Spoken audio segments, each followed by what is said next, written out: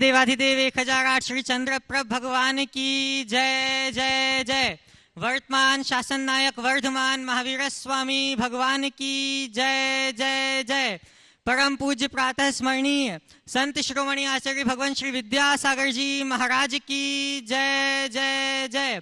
परम पूज्य गुणायतन प्रणेता प्रखर वक्ता भावना योग प्रवर्तक गुरुवर श्री प्रमाण सागर जी महाराज की जय जय जय। शंका समाधान के आज के इस सत्र में आप सभी का हार्दिक हार्दिक अभिनंदन। इससे पूर्व कि हम आज की प्रक्रिया को प्रारंभ करें, गुरुदेव के चरणों में नमोस्तु निवेदित करते हैं और अपने जीवन में सकारात्मकता को प्रवेश कराते हैं। सभी लोग हाथ जोड़ें, मस्तक झुकाएं और मेरे साथ बोलें, हे गुरुदेव नमोस्तु नमोस्तु नमोस्तु। महावीर के संदेशों को जन जन तक पहुंचाएगी गुणायतन की अद्भुत रचना शिवमग हमें दिखाएगी।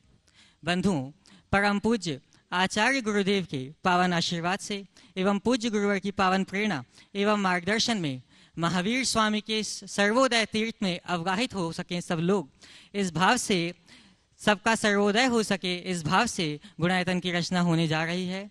यह वह रचना है जहां आकर आप और आपकी पीढ़ियां जब भी अवलोकन करेंगी तो उनका मन होगा झंकृत, चेतना होगी चमत्कृत और जीवन होगा परिष्कृत। अतः मैं आप सभी लोगों से निवेदन करता हूं, आप सभी संस्कृति निष्ठ लोगों को आवाज देता हूं कि गुणायतन से संबद्ध होकर तन मन धन से अपना योगदान देकर अपने जीवन को धन्य अवश्य बनाएं। आज भी गुणायतन से कुछ लोग संबद्ध हुए हैं, मैं उनके नामों की उद्घोषणा करूंगा और यह भाव रखूंगा कि आप लोग करतल ध्वनियों के माध्यम से अनुमोदना अवश्य करेंगे। निर्माण निधि के रूप में जो संबद्ध हुए हैं, श्री सुधीर कुमार जैन, श्रीमती विमलेश जैन भिंड से, श्री सौरभ जैन, श्रीमती शर्मिष्ठा जैन गाजियाबाद से, श्री नरेंद्र कुमार जैन, श्री वैभव जैन भोपाल से। निर्माण मित्र के रूप में जो संबद्ध हुए हैं, श्री बसंत कुमार जैन, रजत जैन, अरहम जैन एंड फैमिली दिल्ली से। करतल ध्वनियों से इनका अभिवादन अवश्य करें। वे अगर यहाँ उपस्थित हैं तो आएं और पूज्य गुरुदेव के चरणों में नमोस्तु अर्पित करें और इनके सम्मान के लिए मैं आमंत्रित करता हूँ श्री बसंत कुमार जैन, रजत जैन, अरहम जैन एंड फैमिली दिल्ली से। वे मंच पर आएं और पूज्य गुरुदेव के चरणों में नमोस्तु निवेदित करें और इनके सम्मान के लिए मैं आमंत्रित करता हूं श्रीमान NLG जैन, कोषाध्यक्ष गुणायतन, एवं सुनील जी जैन, CFO गुणायतन। सूत्रधार के रूप में जो गुणायतन से संबद्ध हुए हैं, श्री चेतन कुमार जैन, श्रीमती शैल बालाजी जैन दिल्ली से। सम्मानकर्ता के रूप में मैं आमंत्रित करता हूं श्रीमान NLG जैन, सुनील जी जैन, CFO कोषाध्यक्ष गुणायतन।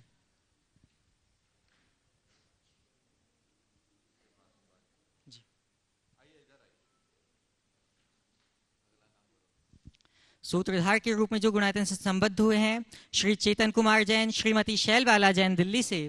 वे आएं और पूज्य गुरुदेव के चरणों में नमोस्तु निवेदित करें। आप लोग करतल ध्वनियों से इनका अभिवादन अवश्य करें और इनके सम्मान के लिए मैं आमंत्रित करता हूं श्रीमान सुभाष जी जैन, CEO गुणायतन।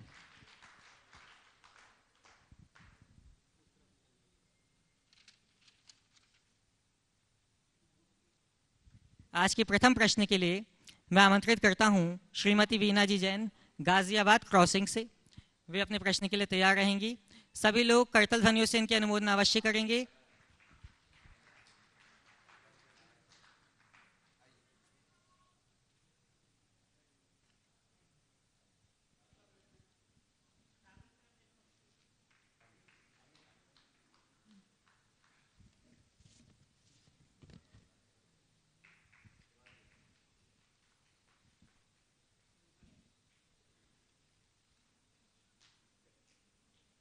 आप अपना प्रश्न रखें। नमोस्तु महाराज, नमोस्तु नमोस्तु।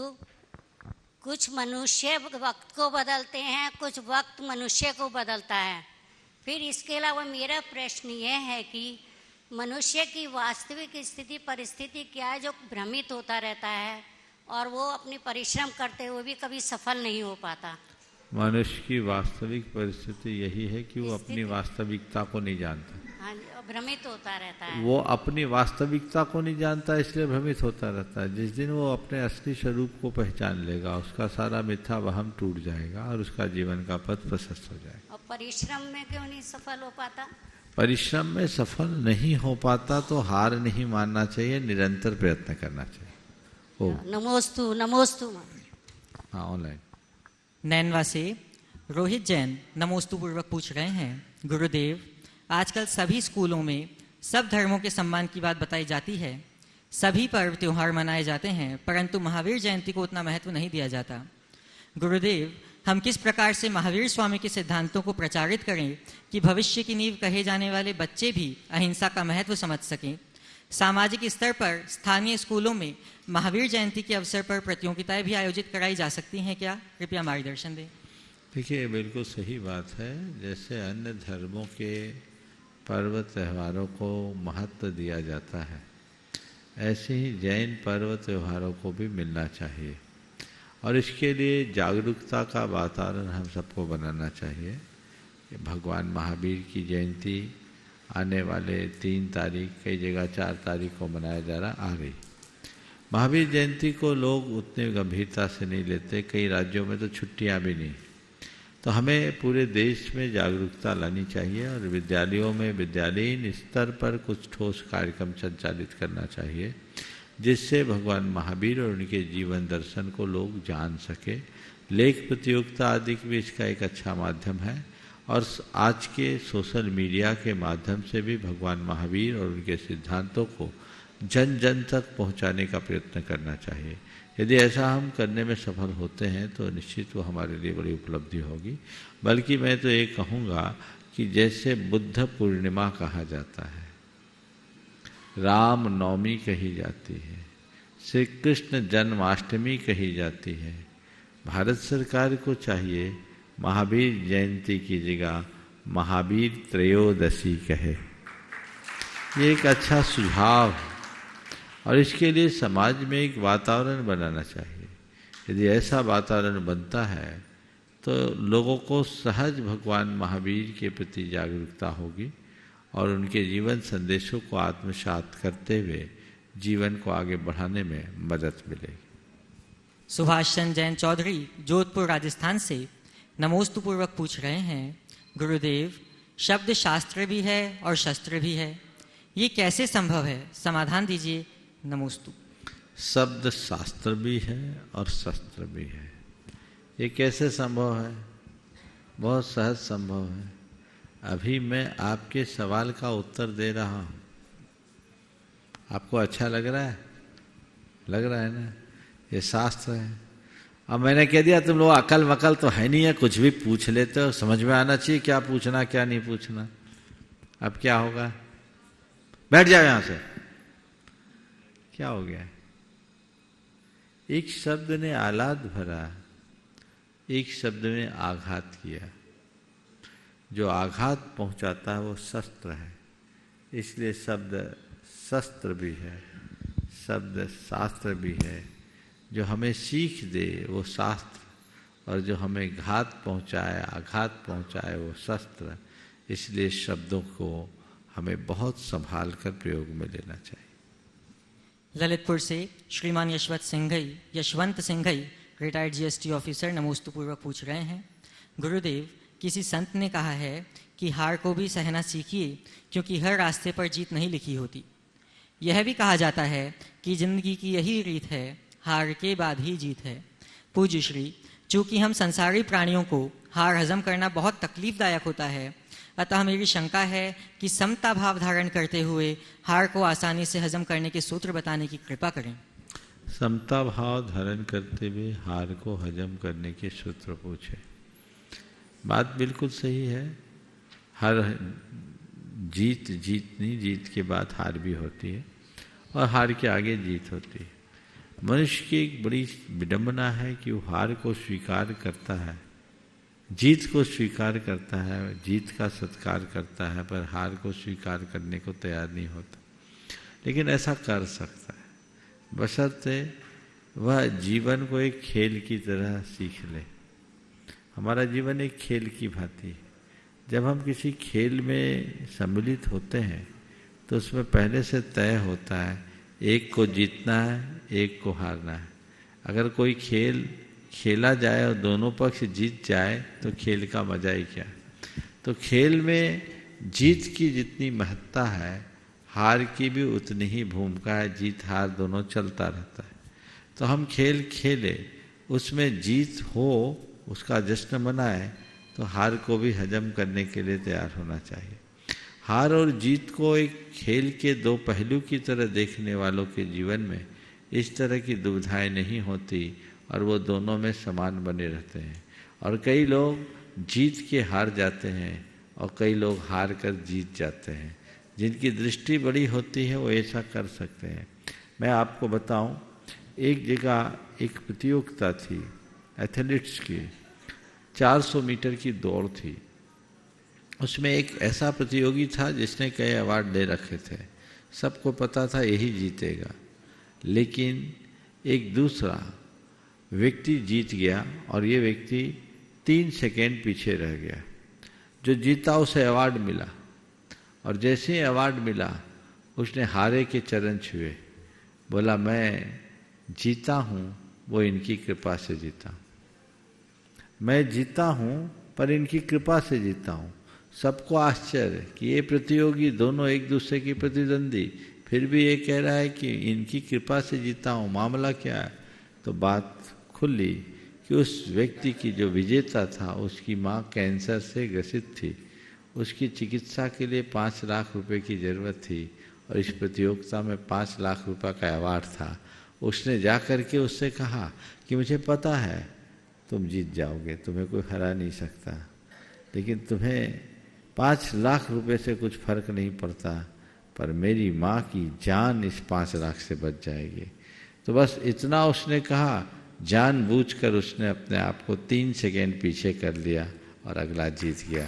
ये है हार के बाद की जीत। ये जज्बा मनुष्य के भीतर होना चाहिए और ये तभी होगा जब उसकी संवेदना व्यापक होगी। सेलू परभणी महाराष्ट्र से श्रीमती पुष्पा सुभाष चंद्र जी जैन आपके चरणों में प्रणति अर्पित करते हुए पूछ रहे हैं, गुरुदेव मेरी शंका यह है, कभी शिकायत में कटेगी तो कभी तारीफों में ये जिंदगी, उसी में मेरी आशा पल पल घटेगी। पहले शिकायतों में, कभी शिकायतों में कटेगी तो कभी तारीफों में ये जिंदगी, उसी में मेरी आशा पल पल घटेगी। पाने को कुछ नहीं, ले जाने को कुछ नहीं, जीवन की किताब पर नया कवर कैसे चढ़ाऊं, बिखरे पन्नों को मेरे परिणामों से कैसे चिपकाऊं, कृपया समाधान करें। जीवन की इस किताब पर नया कवर कैसे चढ़ाऊं, बिखरे हुए पन्नों को फिर से कैसे चिपकाऊं। तो देखो भाई, बिखरे हुए पन्नों को चिपकाने के लिए धागा चाहिए पड़ता है और धागा के साथ सुई भी चाहिए पड़ती। सुई और धागे का प्रयोग करो तो बिखरे हुए पन्ने चिपक जाएंगे। तो मैं यही कहूँगा कि श्रद्धा की डोर और ज्ञान के सुई का प्रयोग करो, बिखरे हुए हर पन्ने अपने आप चिपक जाएंगे और अपने आचरण के सुगंध से जीवन की इस किताब को सजा लो, वो किताब सबका श्रृंगार बन जाएगी। बिनौली बागपत से नितिन जी जैन आपके चरणों में वंदना करते हुए पूछ रहे हैं, गुरुदेव किसी ने क्या खूब कहा है, बड़ा मामूली सा शब्द है गृहिणी, पर इसका बड़ा मामूली सा शब्द है गृहिणी, गृहिणी जी, पर इसका अर्थ बहुत ही गहरा है। सारा घर जिसका ऋणी वही है गृहिणी। तो महाराज श्री, मेरी शंका यह है कि फिर भी आज के समय में लोग शादी के लिए जॉब वाले लड़की को ही पसंद क्यों करते हैं, अच्छी गृहिणी किसी को भी नहीं चाहिए, ऐसा क्यों? सारा घर हो जिसका ऋणी उसका नाम है गृहिणी, बहुत अच्छी व्याख्या की। और आपने पूछा है सारा घर आजकल जॉब वाली लड़की को ही पसंद क्यों करते हैं, साधारण को क्यों नहीं करते। मुझे तो इससे उल्टा दिखाई पड़ता है। आजकल लड़कियां ही जॉब करना चाहती है, वो जॉब के शर्त पे विवाह करना चाहती है। उनका स्पष्ट कहना रहता है कि मुझे जॉब करने को मिलेगा तभी मैं विवाह करूं। ये गलत है। सबसे पहली बात मैं दोनों पक्षों से ये कहूँगा, गृहिणी के लिए एक बहुत बड़ा विशेषण दिया गया है जो त्रिवर्ग की सिद्धि का आधार है। सत्कन्या ददतः दत्तः सत्त्रिवर्ग गृहाश्रमम।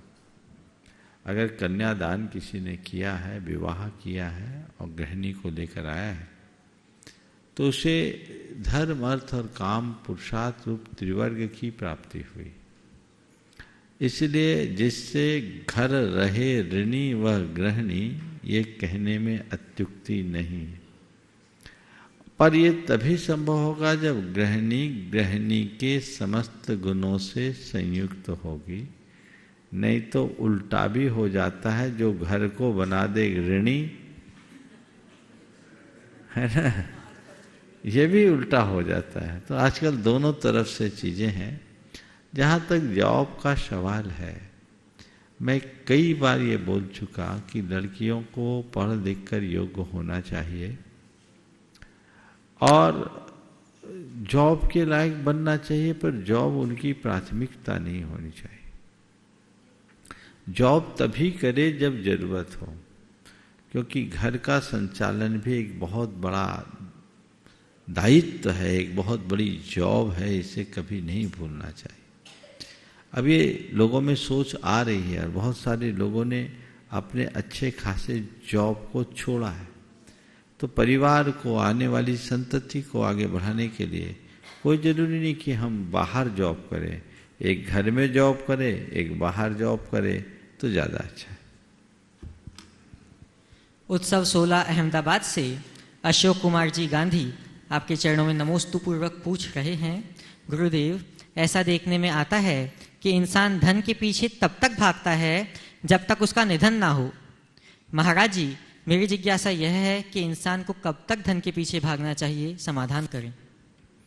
ये बात सही है, जो धन के पीछे भागता उसका एक दिन निधन हो ही जाता है। इसलिए मैं कहूँगा धन के पीछे मत भागो, धन के पीछे मत भागो, जीवन को आगे बढ़ाने का उद्यम करो। धन तुम्हारे पीछे भागेगा, जीवन धन्य हो जाएगा।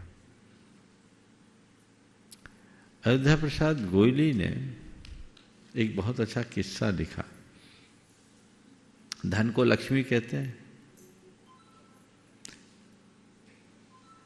तो देखा कि वो एक सेठ के यहाँ गए। सेठ अपनी गद्दी में बैठा था, मखमली गद्दी, सर्दी का समय, रजाई ओढ़े, केसर मिला दूध, और उसको जो पान का पीक दान था ना, वो सोने का था, ठाट बाट सब, और सोने के पीक दान पर पान की पीक थूके। तो किसी ने कहा कि ये आदमी लक्ष्मी का इतना अनादर कर रहा है और इसके पास लक्ष्मी पीढ़ा मारे बैठी है, रेलम पेल है, ये मामला क्या है? तो उन्होंने जो जवाब दिया वो एक शेर में दिया। भागती फिरती थी लक्ष्मी जब तलब करते थे हम। भागती फिरती थी लक्ष्मी जब तलब करते थे हम, जब से हमने छोड़ दिया वह बेकरार आने को है। बहुत गहरा संदेश है। तुम पैसों के पीछे जितना भागोगे पैसा तुमसे दूर रहेगा, क्योंकि तुम्हारी प्यास बढ़ जाएगी, और तुम पैसे से मुंह फेर लोगे तो पैसा तुम्हारे पीछे रहेगा, क्योंकि तुम्हारे मन में संतोष जगेगा। इसलिए इस संतोष के भाव को जगाएं और जीवन को आगे बढ़ाएं। पाली राजस्थान से चांदनी जी जैन आपके चरणों में पूछ रहे हैं, नमोस्तु महाराज जी, क्या भरत और बाहुबली भगवान को भी चंवर और भामंडल लगाना चाहिए? देखिए, चंवर, भामंडल आदि 8 प्रातिहार्य मुख्य रूप से तीर्थंकरों के प्रातिहार्य हैं, लेकिन आजकल सब जगह लगा देते हैं वो भगवान की शोभा के रूप में। अन्य सामान्य केवलियों के लिए गंधकुटी का विधान है, पर उनके पूरे अष्ट प्रातिहार्यों का विधान देखने को नहीं मिलता। इसलिए इस विषय में कोई स्पष्ट अभिमत नहीं है। अब शोभा की दृष्टि से कोई चंवर और भामंडल लगा दे, ये बात जुदी है, पर यथार्थ 8 प्रातिहार तीर्थंकर प्रतिमाओं के साथ ही सुशोभित होते हैं। गढ़ाकोटा जिला सागर से प्रवीण जी सिंघई नमोस्तु पूर्वक पूछ रहे हैं, गुरुवर, यदि हमारे कर्म से अथवा वाणी से पाप कर्म होता है तो उसका कानून की दंड में विधान है, परंतु यदि हमारे मन से कोई पाप कर्म होता है तो उसके दंड का विधान कहाँ पर व कैसे है? कृपया मार्गदर्शन दीजिए। देखिए, वाणी और कर्म से होने वाले पाप का विधान आईपीसी के अंतर्गत है, कानून में, लेकिन मन से होने वाले पाप का दंड विधान कुदरत के कानून में। कानून तो दोनों जगह चलता है, चाहे बाहर का कानून हो या कुदरत का कानून हो, कानून किसी को माफ नहीं करता। अंतर केवल इतना है कि वाणी और शरीर से जो होता है वो अपराध कहलाता है और मन से जो होता है वो पाप होता है। हमें अपराध दिखाई पड़ता है, पाप दिखाई नहीं पड़ता। संत कहते हैं जैसे अपराध के प्रति जागरूक रहते हो वैसे ही पापों के प्रति भी जागरूकता रखें। पुणे से तरुण जी जैन नमोस्तु पूर्वक पूछ रहे हैं, गुरुदेव, बेबी अडॉप्शन में यानी गोद लेने में जैन धर्म की क्या मान्यता है? देखिए, शास्त्रों में निसंतान दंपति को गोद लेने का विधान है, वो गोद ले सकते हैं। प्रायः अपने वंशजों के संतान को ही गोद लिया जाता है, लेकिन अज्ञात कुलशील वाले संतानों को भी गोद लेने की परंपरा है। हम सबको पता है कि अरहत दत्त सेठ को जीवनभर शमशान में मिले थे और शमशान में वो अपने मृत पुत्र का संस्कार करने आया और मृतक को देखकर उठा के ले गया। तो इस तरह के कई प्रकरण पुराणों में आते हैं जो जिसका कुलशील का कोई पता नहीं, फिर भी उसके शारीरिक लक्षणों के आधार पर जानकर उनको लिए और उन्हें अपने पुत्र की तरह स्वीकार किया, दत्तक पुत्र के रूप में उनका पालन पोषण किया। वर्तमान में अनाथ आश्रमों और अन्य स्थानों से संतान को लेने की एक परंपरा है। लेने में शास्त्रीय दृष्टि से देखा जाए तो जिस समय शास्त्र लिखे गए उस समय इस तरह की व्यवस्थाएं नहीं थी, लेकिन अगर लिया जाए तो इससे हम कह सकते हैं जैसे अतीत में अज्ञात कुलशील वाले संतान को लिया जाता था, वर्तमान में भी लिया जा सकता है। बस थोड़ा सा लक्षणों और रिश्तों का अनुमान जरूर ध्यान में रखना चाहिए। सुरभि सतीश जी जैन पाटन परिवार कटनी मध्य प्रदेश से पूछ रहे हैं, नमोस्तु गुरुदेव, वाक्पटुता समस्त कलाओं की स्वामिनी होती है, पर हर इंसान के पास यह कला नहीं होती, तो मुनिश्री हर इंसान अपने जीवन व्यवहार में अपनी वाणी में इस कला को कैसे ला सकता है? कृपया समाधान कीजिए। नमोस्तु गुरु। पहला वाक्य क्या बताया? वाक्पटुता समस्त कलाओं की स्वामिनी होती है। पर हर किसी में नहीं होती, ऐसा नहीं है। हर कोई कलाकार है, बोलने की ताकत आपके पास है ना। अब आप अपने अभ्यास से अपनी वाणी में लोच ला सकते हैं। 4 बातों का ध्यान रखें। आप अपनी वाणी की ताकत में असाधारण वृद्धि कर सकते हैं। पहली बात, आदेश परक शब्दों का प्रयोग नहीं करना। ऑर्डर नहीं, ये करो वो करो, ऐसा करो वैसा करो, ये लाओ वो लाओ, चुपता। क्या आप ऐसा कर सकते हैं? ऐसा करेंगे तो अच्छा रहेगा। कितना अच्छा लगता है। ऑर्डर रिक्वेस्ट में बड़ा अंतर है। आदेश के शब्दों की जगह अगर अनुरोध परक शब्दों का प्रयोग करेंगे, आप हर व्यक्ति के हृदय में अपने लिए स्थान बनाएंगे।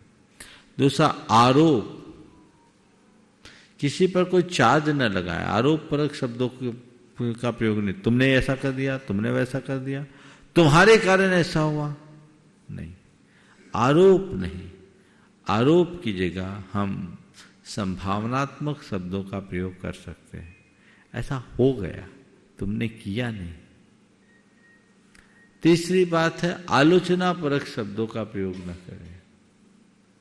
ऐसे शब्द जिसमें सामने वाले को उसकी बुराई का एहसास हो, नहीं। कभी किसी की आलोचना न करें, उसकी अच्छाइयों को उभारे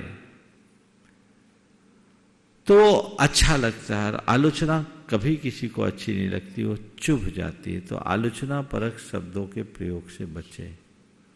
और चौथी बात, अपमानजनक शब्दों का प्रयोग न करें।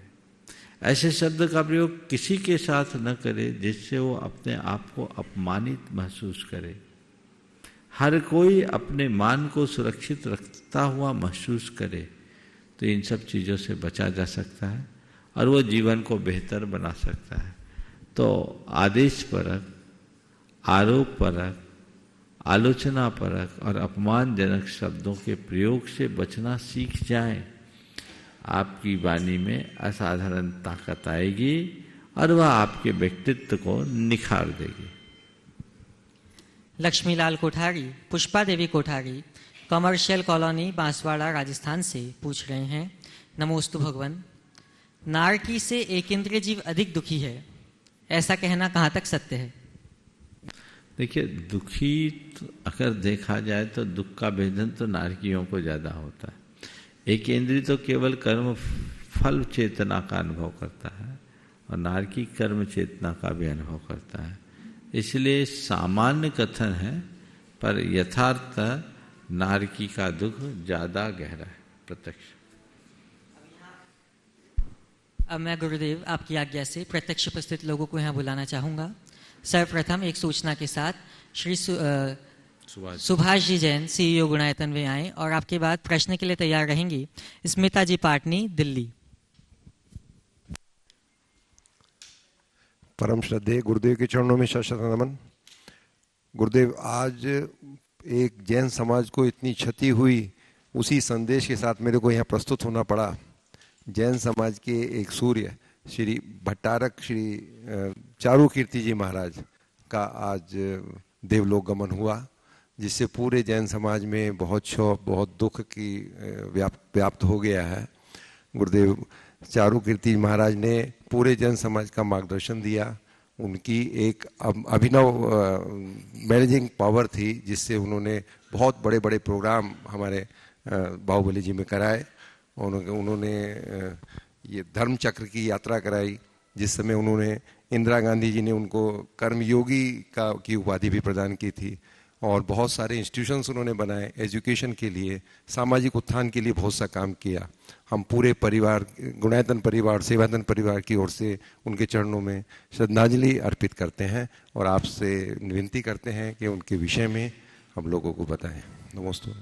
देखिए, आज ये जो घटना घटी है, ये पूरी जैन समाज के लिए अपूरणीय क्षति है। आना जाना तो लगा हुआ है, लेकिन कुछ व्यक्ति ऐसे होते हैं जिसकी छाप न केवल समाज अपितु पूरी परंपरा पर होती। चारुकीर्ति जी ऐसे ही व्यक्तित्व के धनी थे, जो सर्व समाज को सुग्राहे। वो कर्मयोगी नहीं, यथार्थतः कर्मयोगी थे। वो एक व्यक्ति नहीं, एक संस्था थे। उन्होंने अपने जीवन काल में जो कार्य किए हैं उसे कभी भुलाया नहीं जा सकता। 4 महामस्तकाभिषेक को उनने अपने जीवन काल में संपन्न कराया। ये अपने आप में एक बहुत बड़ा रिकॉर्ड है। मेरा उनसे कोई खास परिचय नहीं, पर 1988 में जब वो गुरु चरणों में आए थे, तब थोड़ी देर मुझसे बातचीत हुई थी।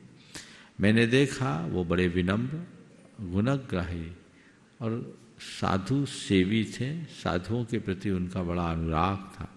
उस समय मैं बहुत छोटा था, मेरी दीक्षा हुई थी 1988 में। मुनि दीक्षा के 1 वर्ष भी नहीं हुए थे, लेकिन उन्होंने जितनी आत्मीयता और स्नेह से मुझसे बात की और जो सम्मान दिया, वो इस बात का प्रमाण था कि ये व्यक्ति विनम्रता की प्रतिमूर्ति है। और भी संघ के साधुगण जब कभी भी वहाँ गए, उन्होंने और संघों में जो सेवा और व्यवस्थाएं दी वो बहुत उत्तम है। कई बार उनके कई तरह के संवाद भी मेरे पास तक पहुँचे। खैर, ये सब कहानियाँ तो अतीत की हो गई। वे चले गए, लेकिन अपना बहुत कुछ छोड़ करके गए हैं। अब हमें चाहिए कि श्रवण बेलगोर की उस विरासत को संभाल कर रखें और उनकी गरिमा के अनुरूप जिन शासन के रथ को आगे बढ़ा सके। आना जाना लगा हुआ है, काल बलि के आगे किसी का जोर नहीं चलता। हमें आपको सबको एक दिन जाना है, लेकिन जाना ऐसे कि हम अपने जीवन को कुछ अच्छा कर सके और पीछे वालों के लिए कुछ अच्छा आदर्श छोड़ सके। उन्होंने ऐसा ही किया है। मैं उनके लिए यही सद्भावनाएं भाता हूँ कि वे तो अपनी सदगति पार कर लिए, इस भव में निर्गंथ पद को प्राप्त नहीं कर पाए। यद्यपि वो भावना रखते थे, लेकिन आगामी भवों में न केवल निर्गंथ पद प्राप्त करे, अपितु निर्गंथ पद को प्राप्त करके मोक्ष पद को भी प्राप्त करे। क्योंकि जिनवानी की उन्होंने बहुत सेवा की, जिन शासन की उनने सेवा की, उसका फल भी उन्हें जरूर मिलेगा, ऐसी मुझे उम्मीद है और इस दिशा में वो आगे बढ़ेंगे। यही आशीर्वाद। नमोस्तु गुरुदेव। स्मिता जी पाटनी अपना प्रश्न रखेंगे और आपकी बात तैयार रहेंगी। श्रीमती शैलबाला जी जैन दिल्ली से। मनी, एक अनमोल मनी को समुद्र में फेंक देने से उसके बाद उसका मिलना बहुत ही अत्यंत दुर्लभ होता है, उसी तरह मानव जीवन का भी। तो हम मानव जीवन को किस तरह से सार्थक बनाएं? जैसे अनमोल मनी को मूल्यवान समझते हैं, वैसे ही मानव जीवन का मूल्य समझने लगो, अपने आप सार्थक बना लो। मनी का मूल्य तो दिखता है, जीवन का मूल्य दिखता है क्या? जो चीज़ें मूल्यवान दिखती है मनुष्य उसे बचा के रखता है, उसके प्रति सुरक्षित और तत्पर रहता है। लेकिन जो जितनी मूल्यहीन दिखती है वो कहीं रख देता है। अपने घर में ज्वेलरी भी रखी होगी और झाड़ू भी। ज्वेलरी कहाँ रखती है? लॉकर में। और झाड़ू दरवाजे की ओट में। तो आज लोग लॉकर में रखे जाने योग्य इस उससे भी कीमती जीवन को झाड़ू से भी बुरी दशा बना के रख रखी है, इसलिए झाड़ू लगा रहे। चलिए। श्रीमती शैलबाला जी जैन अपना प्रश्न रखेंगे और आपकी बात तैयार रहेंगे। अशोक कुमार जी जैन घी वाले, भोपाल पारसधाम। वंदना महाराज जी, मेरी आपको बहुत वंदना। मेरा प्रश्न ये है कि जीवन के बाद मृत्यु तो निश्चित है और हम सब जानते हैं इस बात को, पर मृत्यु के बाद क्या होगा हमारा, ये सोच के मन बड़ा विचलित सा रहता है।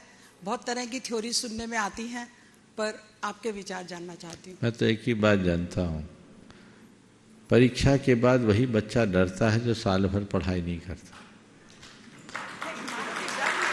जो साल भर अच्छी पढ़ाई करता है वो एग्जाम देख के निकलते ही अपना रिजल्ट डिक्लेयर कर देता है। डर नहीं है, पर इसमें मैं बता रहा हूँ, जीवन के बाद मृत्यु है तो मृत्यु के बाद जीवन है। और वो जीवन कैसा है? जैसा आज हमने जिया। अगला जीवन भी हमारे वर्तमान जीवन का ही प्रतिबिंब होगा, क्योंकि हमारा वर्तमान हमारे अतीत के कृत्यों का प्रतिबिंब है। इसलिए उसको लेके सशंकित न रहे। आज अच्छा करो, कल भी अच्छा होगा। तो जो मुझे जीवन मिला है वो अच्छे से जीने के लिए मिला है, उसके लिए हम सचेष्ट हैं। अशोक कुमार जी जैन अपना प्रश्न रखेंगे और आपके बात तैयार रहेंगे। रिद्धि सेठी, राजेंद्र नगर, इंदौर से। हे गुरुवार, आपको मेरा एवं मेरे सभी परिवार की ओर से बारंबार अनंतवार नमोस्तु नमोस्तु नमोस्तु। हे गुरुवार, ऋतुओं में जो लाए बहार उसे बसंत कहते हैं। क्या? ऋतुओं में जो लाए बहार उसे बसंत कहते हैं, और जो कर रहे महान कार्यों को उन्हें हम संत कहते हैं। सवाल करो बाबा, गुरुवार कविता मत सुनाओ, बहुत कवि बैठे हैं, सवाल कर लो। है गुरुवार, हाँ, बचपन में माता पिता अपने बच्चों को चलना सिखाते हैं, लेकिन जब बच्चे बड़े हो जाते हैं वही माता पिता को कहते हैं आप चुप रहिए या बैठ जाइए, अब मत चलिए। इसका क्या उदाहरण है, आप मुझे समझाइए गुरुदेव। बहुत अच्छा वाक्य कहा। आपके वाक्य को थोड़ा संशोधित कर देता हूँ। माँ बाप बचपन में बच्चों को बोलना सिखाते हैं और बड़े हो जाने पर बच्चे ही माँ बाप को चुप कर देते हैं, चुप रहने का बोलते हैं। वाक्य तो ये होना चाहिए। ऐसा क्यों होता है? ऐसा केवल इसलिए होता है कि हम बच्चों को बोलना तो सिखा देते हैं, लेकिन क्या बोलना, कैसे बोलना, कब बोलना, कितना बोलना, ये नहीं सिखा पाते। हम लोग बच्चों के ऊपर ये कहते हैं कि आजकल बच्चे बड़े होकर माँ बाप के साथ अच्छा व्यवहार नहीं कर रहे, पर कहीं न कहीं इसके जिम्मेदार आप लोग भी हो, क्योंकि आज खुद आपने अपने माँ बाप की कितनी सेवा की। संयुक्त परिवार का अभाव होने के कारण अब वो सेवा का भाव ही खत्म हो गया। परस्परता, प्रेम, बंधुत्व, आत्मीयता जैसे उदात्त मूल्य अब लगभग तिरोहित हो गए, सामने दिखते नहीं। तो इन सब चीज़ों को लोग कोई जानते नहीं, समझते नहीं, मतलब ही नहीं रहता। हमें इन्हें घुट्टी में पढ़ना और सिखाना चाहिए, और बच्चों को भी ये बात समझाना चाहिए कि माँ बाप का स्थान क्या होता है। माँ बाप के ऋणों को जो याद रखता है वो कभी भी उनके खिलाफ नहीं जाता। नमोस्तु गुरुदेव, नमोस्तु। रिद्धि सेठी अपना प्रश्न रखेंगे और आपकी बात तैयार रहेंगे श्रीमान राजेश जी पूनम जी जैन पुणे से। नमोस्तु महाराज जी। महाराज जी, मेरा प्रश्न ये है कि हम हमारे दिमाग में से अनवांटेड डाटा कैसे डिलीट करें। हम मोबाइल में से और इलेक्ट्रॉनिक डिवाइसेस से तो अनवांटेड डाटा डिलीट कर देते हैं, पर हम हमारी मेमोरी से कैसे डिलीट करें जो हमारे लाइफ में कोई काम का नहीं है बट हमारे माइंड में है। बहुत अच्छा सवाल किया। मोबाइल से अनवांटेड डाटा को हम डिलीट कर सकते हैं, अपने माइंड से अनवांटेड डाटा को डिलीट कैसे करें? बहुत आसानी से कर सकते हैं। जैसे मोबाइल से अपने आप तो डिलीट नहीं होता ना, आपको क्या करना पड़ता है? उसको डिलीट मोड में जाकर डिलीट करना पड़ता है। तो बस ऐसे ही अपने अंदर के अनवांटेड डाटा को डिलीट करने के लिए भावना योग कीजिए और अंदर से दोहराइए, मैं अपनी समस्त बुरी स्मृतियों का परित्याग करता हूं।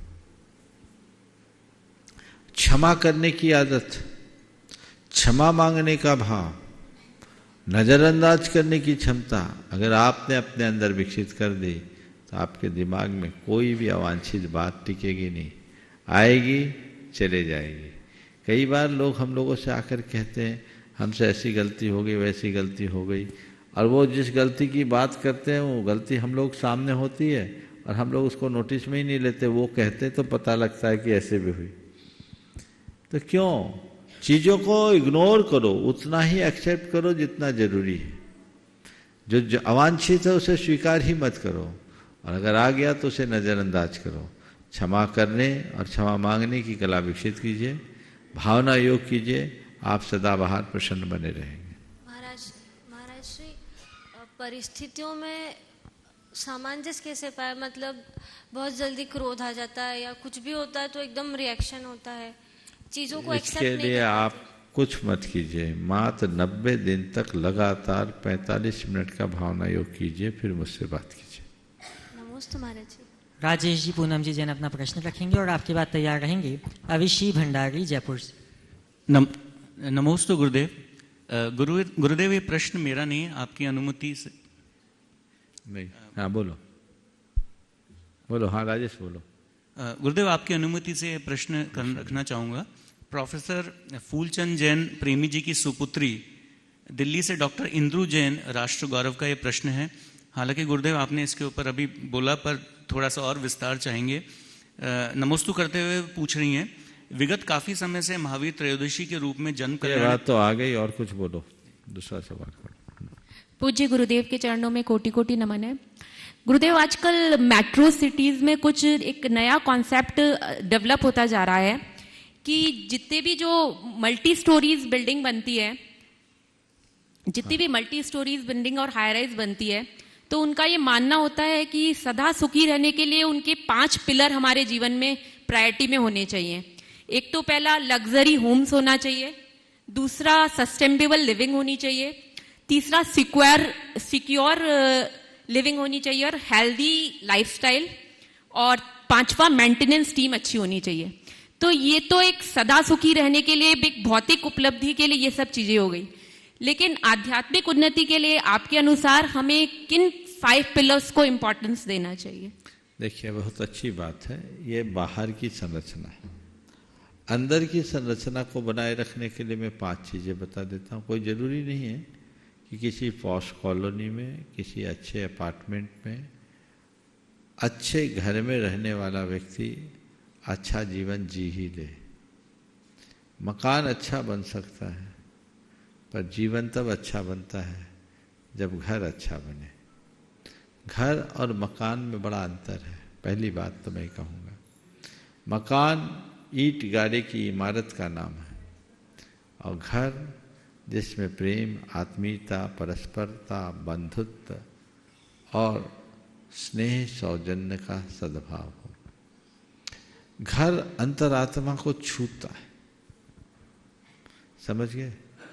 किसे बोलते हैं घर? ये बात मेरे घर कर गई, यानी हृदय को छू ली। उसने पढ़ा लिखा और अपना घर बसा लिया। मकान बनाया जाता है, घर बसाया जाता है, मकान नहीं बसाया जाता है। क्या बसाते हैं? घर। तो घर को घर बनाइए और वही इमारत घर का रूप ले सकती है जिससे रहने वाले सदस्यों के हृदय में परस्पर में प्रेम का भाव हो। पहला क्या हो? प्रेम। दूसरी बात अपनत्व। तीसरी बात आदर। चौथी बात सहयोग। और पांचवी बात सहिष्णुता। प्रेम, अपनत्व, आदर, सहयोग और सहिष्णुता जिस घर के सदस्यों में कूट कूट कर भरी रहे, उस घर में कभी बिखराव नहीं हो सकता, उस घर में कभी टकराव नहीं हो सकता। वो घर हमेशा सुखी प्रसन्न रहेगा, सदाबार प्रसन्न रहेगा। नमोस्तु गुरुदेव। अगले प्रश्न के लिए उपस्थित होंगे श्रीमान NL जी जैन, कोषाध्यक्ष गुणायतन, और आपकी बात तैयार रहेंगी अर्चना जी जैन, फरीदाबाद, हरियाणा। गुरुवर को सादर नमन, वंदन।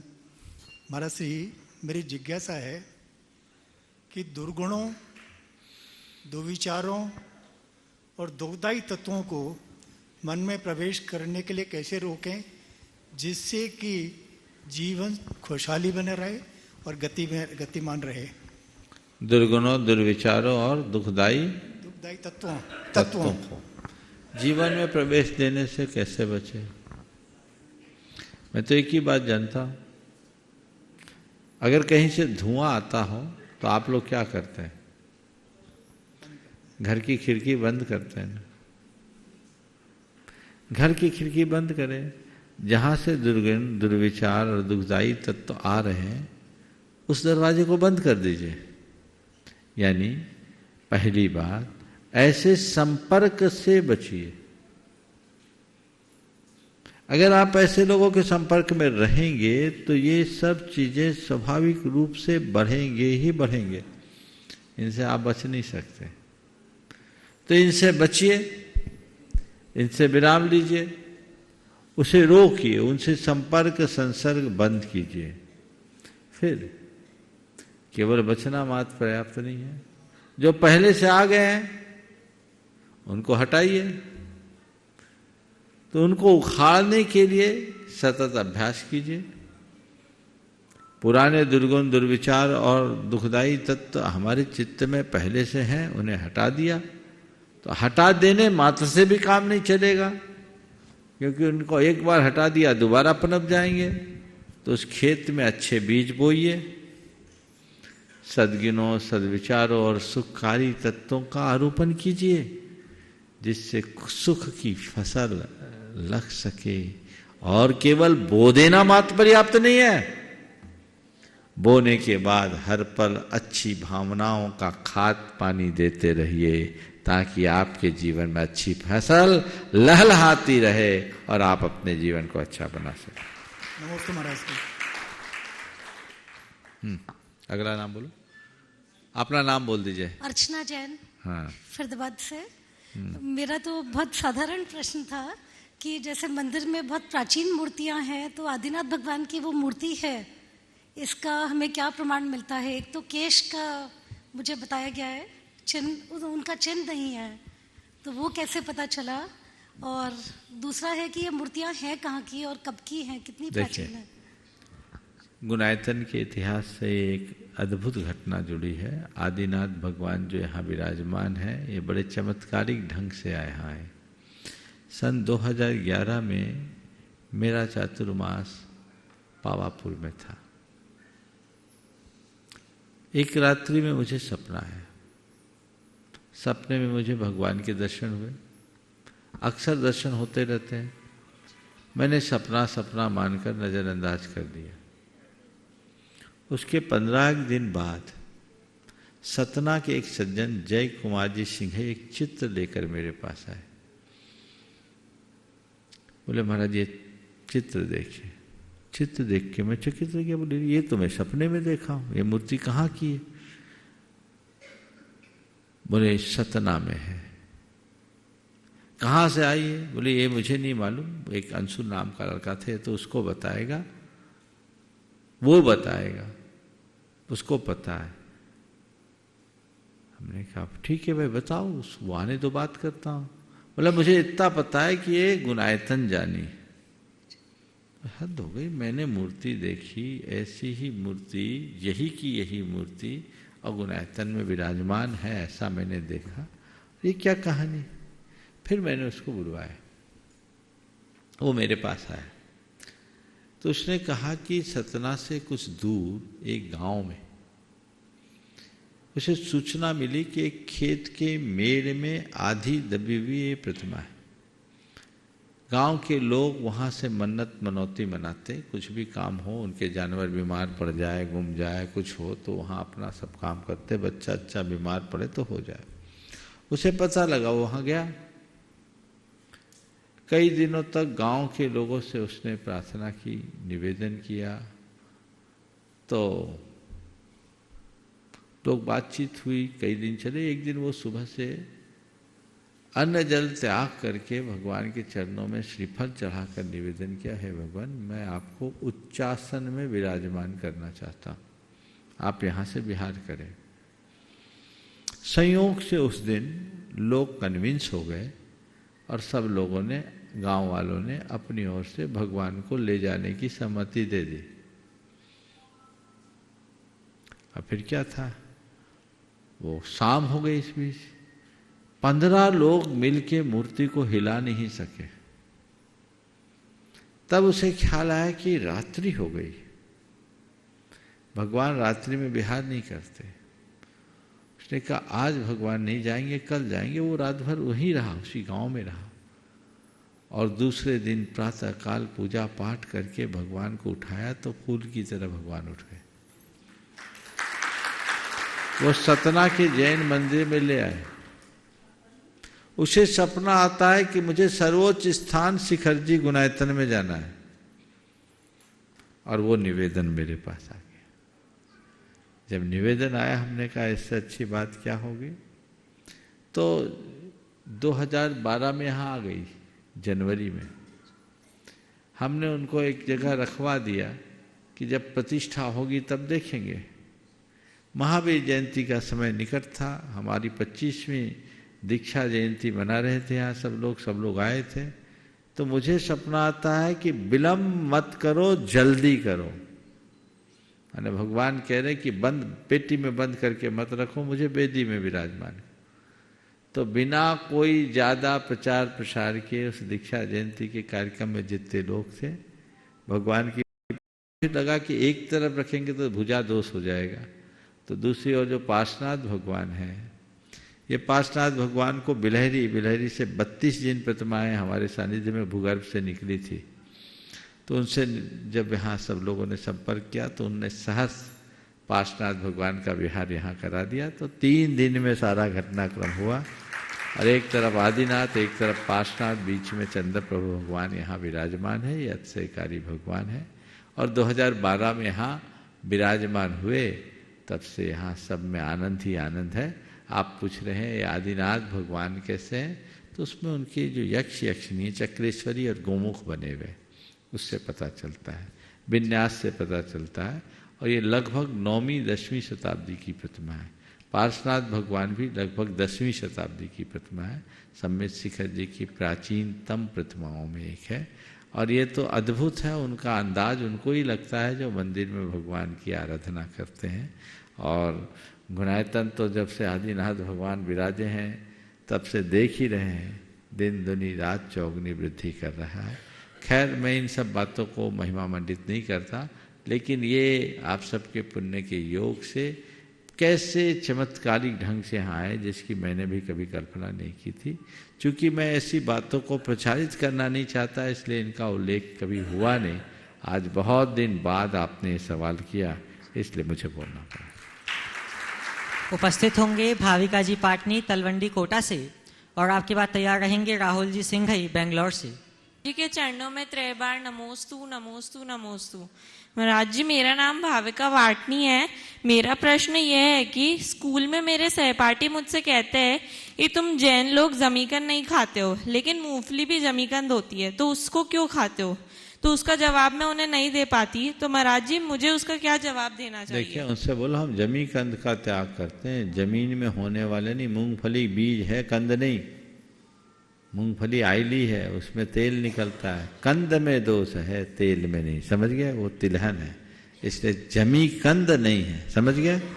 चलिए आगे। महाराज जी। बेंगलुरु से राहुल सिंह जी अपना प्रश्न रखेंगे और आपके बाद तैयार रहेंगे पंकज जी पाटनी, तलवंडी, कोटा। नमोस्तु महाराज जी। महाराज जी, आज मैंने संवेद शिखर जी के दर्शन किए। शिखर जी के हर टोक पर तीर्थंकर भगवान के साथ कई करोड़ मुनिराजों के निर्वाण प्राप्ति का उल्लेख अर्घ में आता है। प्रश्न यह है कि ये सारे मुनिराज तीर्थंकर भगवान के साथ तप करते हुए निर्वाण प्राप्त किए, या फिर इस जगह की महिमा यह है कि काफ़ी मुनिराजों ने यहाँ से निर्वाण प्राप्त किया? एक साथ तो कभी इतने मोक्ष जा ही नहीं सकते। आगम का विधान है 6 महीना 8 समय में 608, एक साथ मैक्सिमम 108 संपूर्ण मनुष्य लोक से। तो ये ऐसा कभी मत समझना कि कभी ऐसी स्थिति आई और इतने मुनि महाराज एक साथ यहाँ आए। आएंगे कहाँ, समाएंगे कहाँ?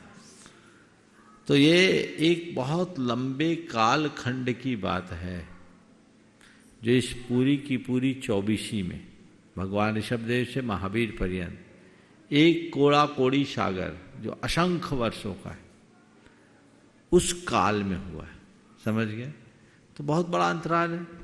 कभी कोई, कभी कोई, कभी कोई, ऐसा समझ। उपस्थित होंगे पंकज जी पाटनी और आपके बाद तैयार रहेंगे सुवर्णा जी खवाटे, कोल्हापुर से। गुरुवर के चरणों में मेरा और मेरा परिवार की ओर से त्रिकाल बार नमोस्तु नमोस्तु नमोस्तु। गुरुवर, कहा जाता है कि दान हमेशा सुपात्र को देना चाहिए। मेरी जिज्ञासा है कि हम कैसे पहचाने कि जिसको हम दान दे रहे हैं वह सुपात्र है या कुपात्र है या अपात्र है, और दान देते समय हमारे मन में क्या भाव आना चाहिए? सुपात्र, कुपात्र, अपात्र को कैसे पहचाने? जो रत्नत्रय का धारी है वो सुपात्र है, जो रत्नत्रय से विमुख है वो कुपात्र है, और जो किसी चीज का धारी नहीं है वो अपात्र है। तो हम देखें कौन सी भूमि में हम बीज डाल रहे हैं। रत्नत्रय का निर्दोष पालन करने वाले हैं तो सुपात्र समझना, रत्नत्रय के विरुद्ध आचरण कर रहे हैं तो कुपात्र समझना, और कोई पात्र ही नहीं है, न सुपात्र है न कुपात्र है, सामान आदमी है, अपात्र है, ऐसा समझ। सर, दान देते वक्त हमारे मन में क्या भाव रहना चाहिए? हमेशा दान स्वपर के कल्याण की भावना से देना चाहिए। नमोस्तु महाराज। सुवर्णा जी खवाटे अपना प्रश्न रखेंगे और आपकी बात तैयार रहेंगी। बस। नमोस्तु महाराज श्री। जगत के सारे जीव सुखी रहे, इसे तो आपके चरणों में बारंबार नमोस्तु नमोस्तु महाराज से। पाठशाला में बच्चों को जब हम स्तोत्र स्तुति पढ़ाते हैं और अष्टक लेते समय ऐसी कौन सी सावधानी रखे कोई दोष ना लगे बच्चों को भी और मुझे भी? अच्छा, पाठशाला में पढ़ाते समय ऐसा क्या करें जिससे बच्चों को दोष न लगे, पढ़ाने वाले को भी दोष न लगे? शुद्ध उच्चारण पूर्वक पढ़ाएं, उनकी गरिमा को बताएं, उन्हें केवल रटाए नहीं, उनके महात्म का बोध भी कराएं, ताकि उनके हृदय में चीज़ें बैठ सके। हम लोग संस्कार डालने का बहुत अच्छा उपक्रम करते हैं, पर प्रायः संस्कार डालने के नाम पर रटा देते हैं। रटाए नहीं, उनके हृदय में बिठा दें। अगर वो बातें हृदय में बैठ जाएगी, उनकी श्रद्धा में जम जाएगी, तो बड़े होने के बाद उन्हें ज़्यादा कुछ कहने और करने की आवश्यकता शेष नहीं रहेगी। वो निश्चयतः अपने जीवन को ऊंचा उठाने में समर्थ हो सकेंगे। आज का सत्र यहीं पर पूर्ण होता है। बोलिए परम पूज्य आचार्य गुरुवर श्री विद्यासागर